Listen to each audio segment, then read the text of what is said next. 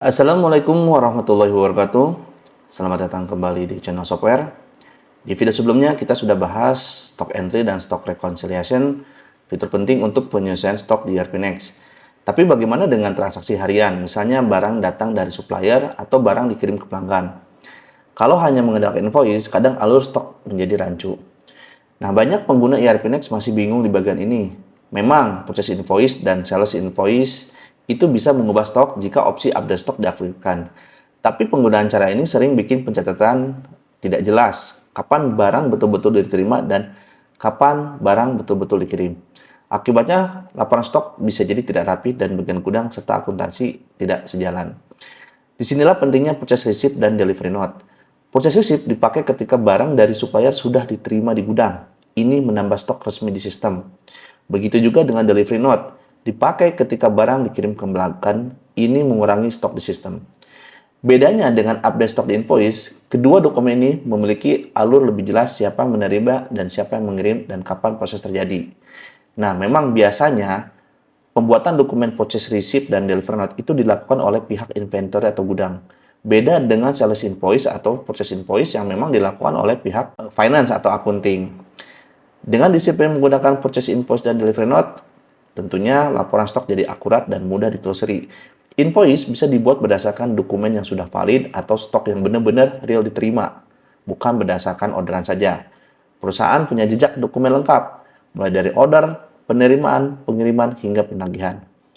Di video ini kita akan langsung praktek bagaimana membuat purchase invoice dari purchase order, kemudian bagaimana membuat delivery note dari sales order, dan gimana kita melihat dampaknya di stock ledger. Dan kita akan coba membuat dokumen invoice menggunakan update stock. Jadi walaupun invoice dengan update stock bisa langsung mengubah stok, best practice-nya adalah tetap menggunakan purchase receipt dan delivery note untuk menjaga alur transaksi lebih rapi dan mudah dikontrol. Purchase receipt memastikan barang masuk benar-benar tercatat di gudang. Delivery note memastikan barang keluar benar-benar terpotong di sistem. Dengan begitu, laporan stok akan konsisten dengan kondisi nyata di lapangan, sekaligus lebih mudah diaudit.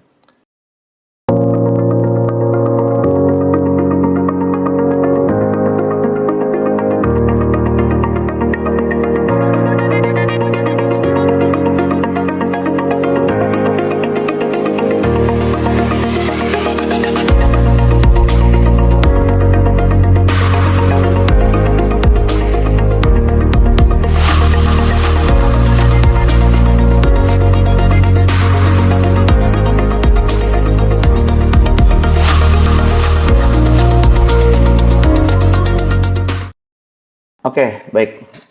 Sebelum kita mulai, saya akan coba merinci terkait flow dari purchase receipt maupun delivery note. Memang sebetulnya baik purchase receipt maupun delivery note itu masuk ke siklus sales dan purchasing. Teman-teman bisa nonton di video sebelumnya tentang sales atau purchasing, di mana di situ sudah kita terangkan cukup detail dan jelas bagaimana fungsi dari purchase order, purchase receipt, dan purchase invoice. Nah, tetapi di sini saya akan coba mengulas kembali sedikit ya, biar tidak mengulang-ulang lagi ke belakang. Oke, kalau kita tarik secara diagram, proses untuk purchase receipt, kita bisa berangkat dari purchase order. Seperti ini teman-teman ya. Nah, dari purchase order, kemudian kita bisa bikin purchase receipt. Walaupun sebetulnya ketika kita bikin purchase receipt, kita bisa juga sebetulnya tanpa purchase order ya. Jadi bisa berdiri sendiri juga. Cuman biasanya jarang dilakukan.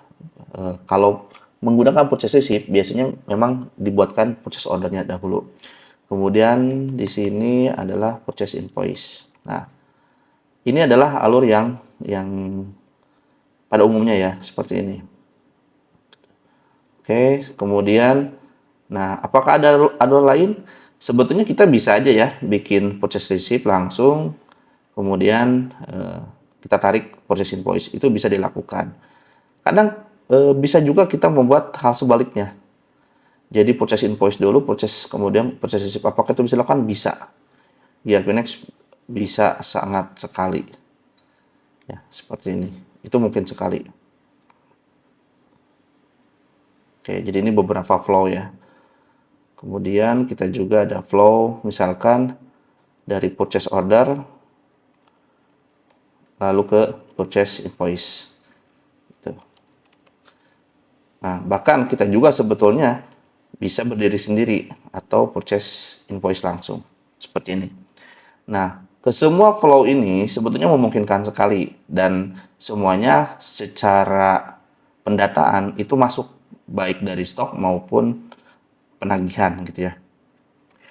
Oke, kita akan mulai ke halaman ERP Next ya. Ini kita pakai software TEM. Jangan khawatir, fiturnya masih sama. Oke, jadi sebetulnya purchase receipt itu dia masuk ke menu persediaan ya. Jadi kalau kita ke stok, dia ada di sini, purchase receipt. Nah, tetapi karena kita akan membuat purchase order, kita akan masuk dulu ke pembelian, ke order pembelian. Oke. Nah, oke, baik. Kita akan buat dokumen PO ya. Dokumen PO, kita pilih suppliernya, misalkan PT Sahabat. Misalkan kita ingin order cover mirror sebanyak 100, misalkan harga 10.000. Oke, kita simpan. Requirement yang kita isi hari ini, simpan. Oke, sudah jadi draft ya. Setelah itu baru kita bisa submit. Nah, ini sudah jadi dokumen purchase order. Nah, untuk membuat purchase receipt, itu kita ada dua cara ya. Kita bisa langsung dari sini, create purchase receipt, ataupun melalui purchase receipt langsung. Nah, kita akan membuat cara yang pertama ya. Kita akan membuat purchase receipt langsung dari purchase order. Ketika kita klik create dan purchase receipt, maka seluruh informasi dokumen, baik, oke maaf ini purchase receipt-nya saya belum aktifkan ya. Kita cek dulu, coba refresh.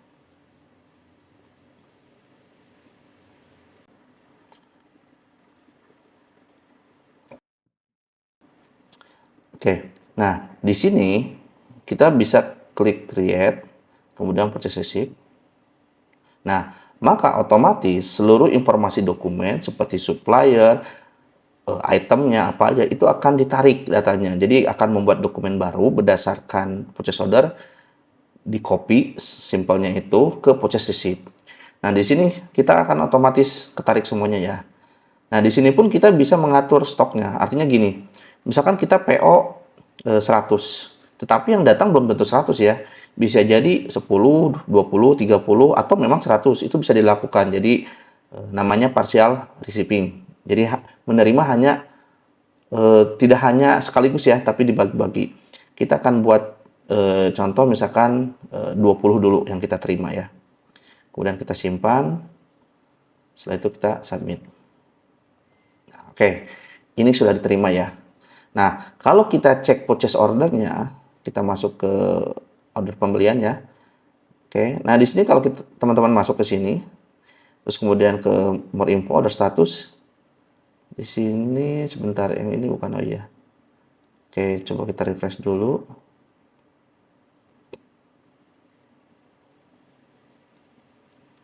Nah, di sini ada keterangan receive 20%, artinya bahwa dari PO ini kita sudah menerima barang sebanyak 20%, atau kalau tadi kita input itu sebanyak 20. Nah, di sini teman-teman bisa langsung melanjutkan penerimaan. Kita bisa tinggal sama seperti hal tadi ya, tinggal create, kemudian purchase receipt. Nah, nanti dia akan otomatis berkurang stoknya. Artinya ketika kita order 100, kemudian sebelumnya kita udah terima 20, dan kita mau bikin purchase receipt baru dengan PO sebelumnya, dia otomatis sisanya yang muncul 80. Misalkan kita menerima di sini 50 ya. Jadi nanti biar ada sisanya 30. Simpan, submit. Oke, seperti itu teman-teman. Nah, kita akan coba cek di stock ledgernya ya. Stock ledgernya untuk barang cover mirror. Kita tinggal cari di sini stock ledger. Oke, biar gampang kita filter cover mirror. Untuk bulannya kita per hari ini saja, atau sepertinya cukup ya. Oke, nah di sini sudah muncul ya bahwa pada tanggal 28 bulan 9 pukul 11 siang di sini ada masuk 20. Kalau kita scroll ke kanan ya, ini dia berdasarkan dokumen purchase receipt dan kita bisa cek dokumennya atau vouchernya. Begitu juga tadi sebelumnya kita sudah menerima 50. Artinya ini udah bertambah sebanyak 70 gitu. Nah, kalau misalkan kita cek di stock balance, kita filter per hari ini, kemudian itemnya cover mirror, generate. Oke, kita tunggu, kita refresh. Nah, ini udah oke. Kita cek ya. Nah, di sini total balance-nya ada 159. Artinya memang sebelumnya sudah pernah ada stok ya. Sebanyak 89 opening awal. Opening ini berarti stok terakhir di tanggal 27. Kemudian ada stok masuk sebanyak 70. Akhirnya stok terakhirnya adalah 159 di gudang store. Seperti itu teman-teman. Oke, itu cara pertama ya. Cara membuat receipt dari purchase order. Nah, tadi kan ada sisanya tuh. Nah, itu sebenarnya kita bisa langsung lakukan seperti tadi. Nah, cuma di sini kita akan menerima barang atau purchase receipt dengan dokumen langsung dari purchase receipt. Kita bisa masuk ke persediaan, ke sini, terus kemudian kita masuk ke purchase receipt. Nah, ini, atau searching bisa. Nah, ini dokumen 3 yang tadi ya. Nah, kita akan membuat purchase receipt secara independen. Nah, di sini. Kemudian kita pilih supplier tadi siapa ya? Sahabat. Lalu kita klik get items from purchase order. Nah, kita tinggal cek tanggal berapa orderan tadi ya. Orderan tersebut di tanggal 28 atau nomor PO ini. Kita klik, kemudian kita klik get items. Nah, maka otomatis akan menarik sisa stok yang memang harus diorder. Jadi sisa terakhir itu adalah 30. Maka yang akan muncul di sini pun 30. Nah, di sini kita tinggal simpan, terus submit. Yes. Nah, maka ini otomatis sudah bertambah stok. Jadi kalau kita cek stock ledger ini harusnya udah nambah juga ya 30. Dan kalau kita cek di order pembelian, ini harusnya dia udah 100%. Oke, nah ini udah 100% teman-teman. Gitu.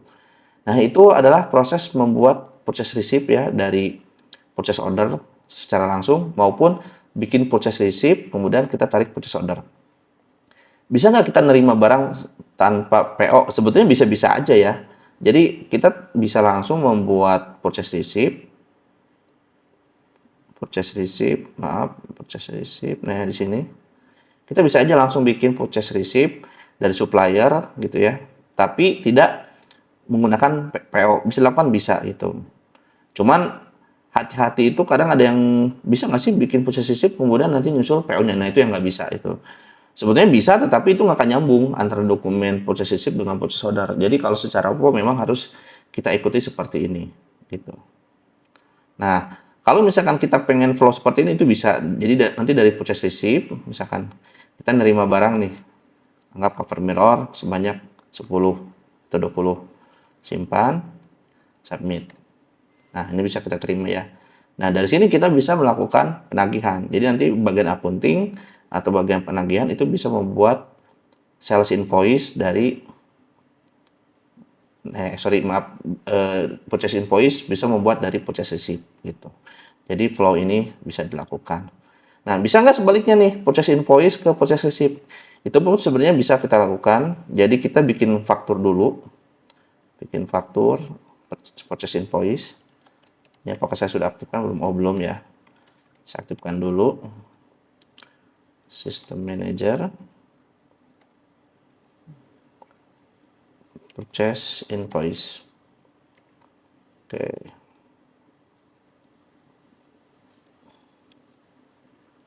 Kita aktifkan dulu yang umumnya. Oke, cukup. Dan kita masuk ke faktur pembelian. Oke, harus refresh dulu. Pembelian, faktur pembelian. Oke, ini ya. Nah, di sini kita misalkan bikin faktur, misalkan dari Bambang, kita pilih raw cover mirror, misalkan sebanyak 10, terus kita simpan, oke, kemudian kita submit. Yes, nah baru dari sini kita bisa bikin purchase receipt. Nah, seperti ini teman-teman. Nah, sama polanya ya, akan di copy, terus kemudian kita tinggal cek apakah sesuai, maka kita tinggal simpan, terus submit.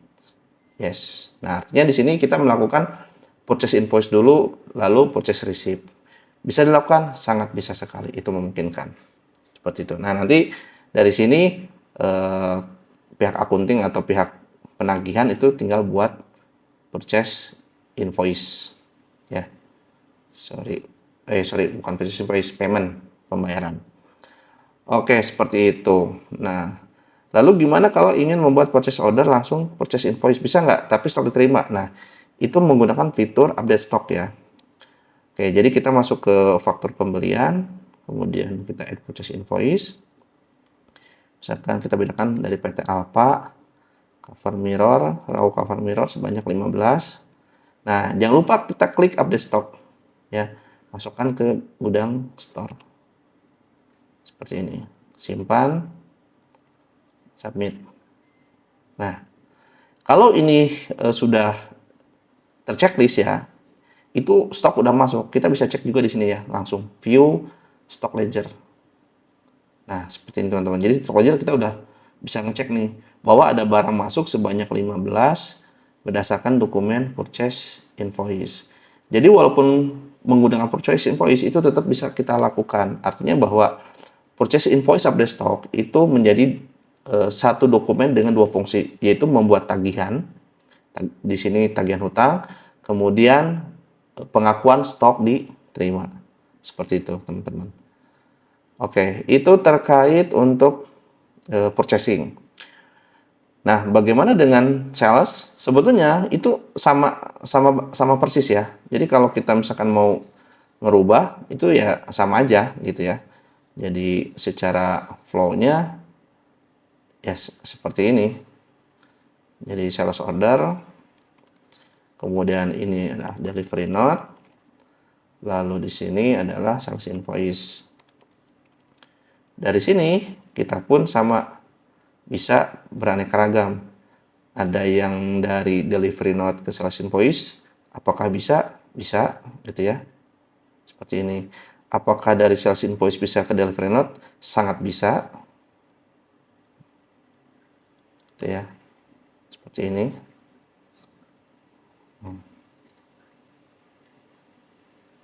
Apakah dari purchase invoice, dari sales order ke purchase invoice bisa? Sangat bisa. Ini seperti ini. Oke, duplikat.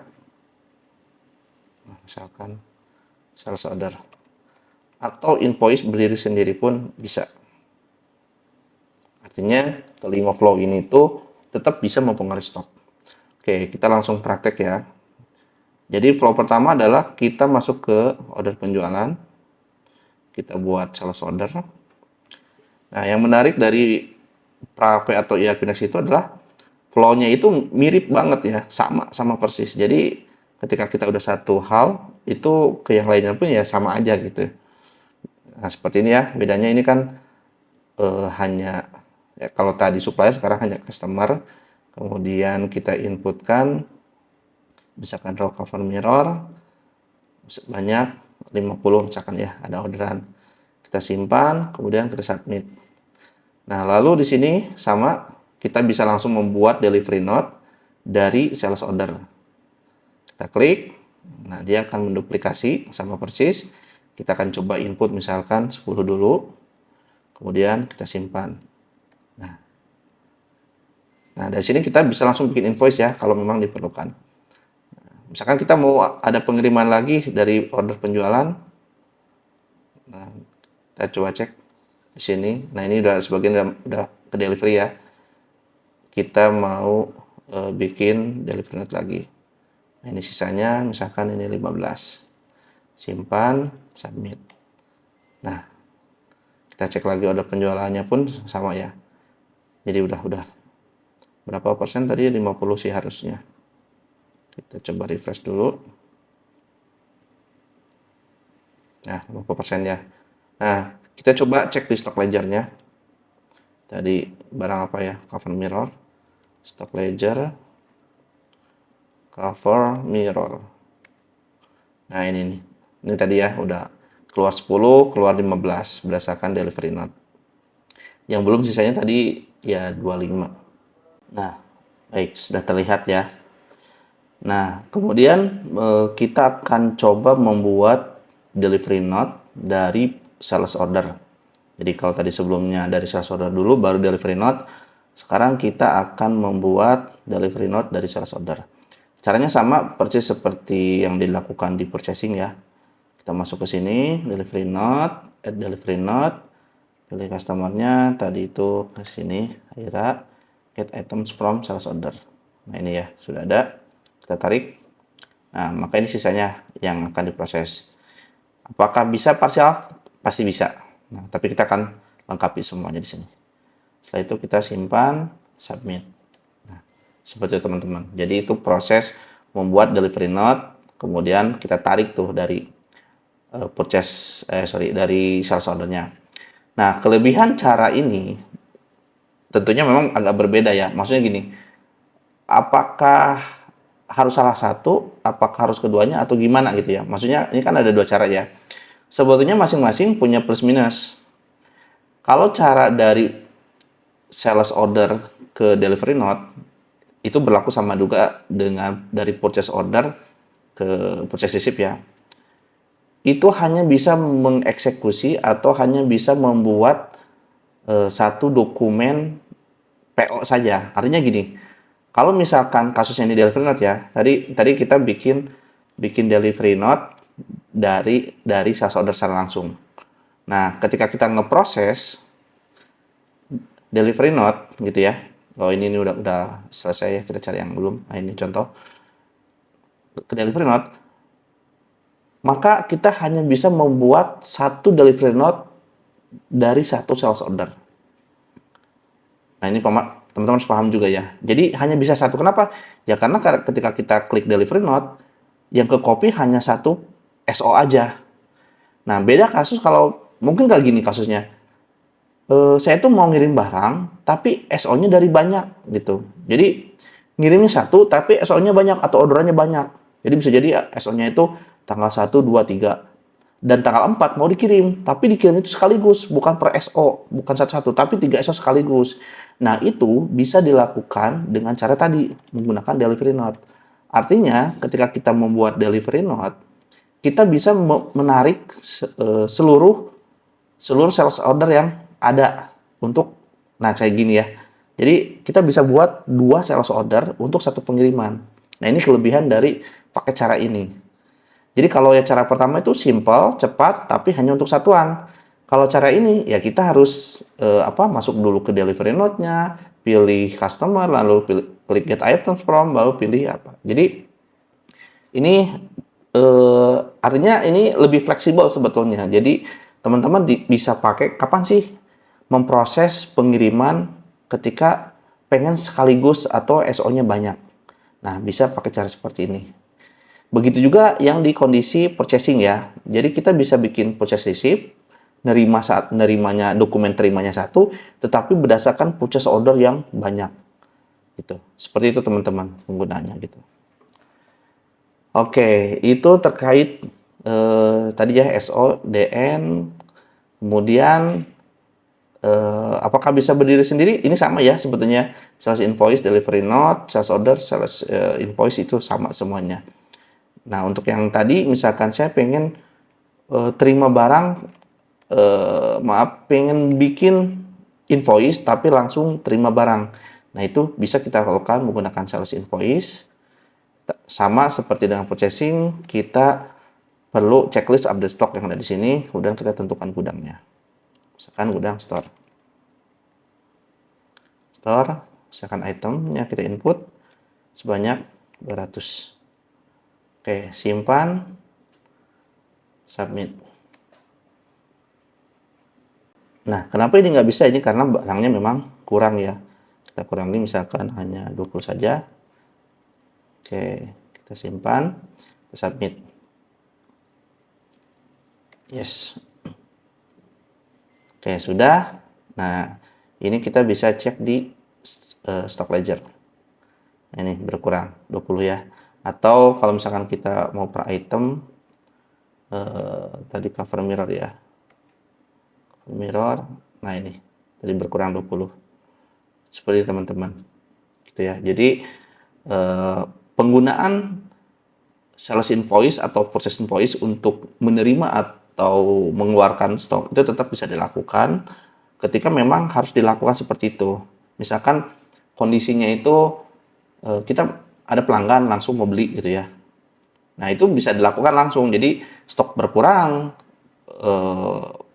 piutang pun langsung terbentuk dan bisa langsung dibayarkan. Jadi lebih simpel untuk kasus yang memang seperti itu. Tapi kalau flow-nya seperti harus ada dia order dulu, dikirim dulu, baru tagih. Nah, itu kita pakai cara yang sebelumnya gitu. Jadi sebetulnya ERP Next ini memang fleksibel, tergantung bagaimana model bisnis kita yang berjalan. Bisa jadi kita memiliki banyak model seperti tadi. Harus ada runtutan flow-nya seperti ini, misalkan. 3 ini. Tapi kadang ada momen ya kita bisa langsung bikin purchase invoice dengan stok yang langsung diterima. Begitu juga dengan sales. Jadi ini yang jadi kelebihan ERP Next, di mana dia bisa melihat atau mengkondisikan bagaimana sih proses bisnis kita yang terjadi. Sehingga kita nggak dipaksa untuk menggunakan salah satu flow-nya, kita bisa menggunakan banyak flow atau fitur yang tersedia di ERP Next. Seperti itu. Oke, baik, mungkin teman-teman itu saja yang bisa saya sampaikan di video kali ini terkait purchase receipt dan delivery note ya. Terkait sales cycle dan purchase cycle itu ada di video kita sebelumnya ya. Jadi yang lebih detail. Kalau ini fokus kita hanya bagaimana stok itu bertambah atau berkurang tetapi menggunakan purchase receipt atau delivery note seperti itu. Baik, cukup sekian. Terima kasih. Assalamualaikum warahmatullahi wabarakatuh. Nah, buat teman-teman, kita sedang melakukan survei kecil-kecilan. Survei ini itu maksudnya adalah kita ingin mengumpulkan informasi atau data terkait yang berminat atau memiliki ketertarikan menggunakan ERP Next. Apakah Anda seorang developer, seorang implementator, ataupun seorang pengusaha yang butuh sistem ERP atau ERP Next. Nah, teman-teman bisa mengisi form survei kecil kita, di mana di situ nanti akan ada informasi tentang gathering gitu ya. Jadi kita lagi mencoba untuk melakukan gathering, cuman memang kita sedang mencari ide apakah gathering di sini itu lebih ke ngopi bareng kah, atau misalkan kita bikin venue seperti itu, dan tentunya memang harus ada biaya sebagainya, atau sekedar ketemu di tempat kopi bayar sendiri. Nah, itu silakan teman-teman bisa isi di form yang sudah disediakan atau teman-teman bisa scan aja ya di video ini.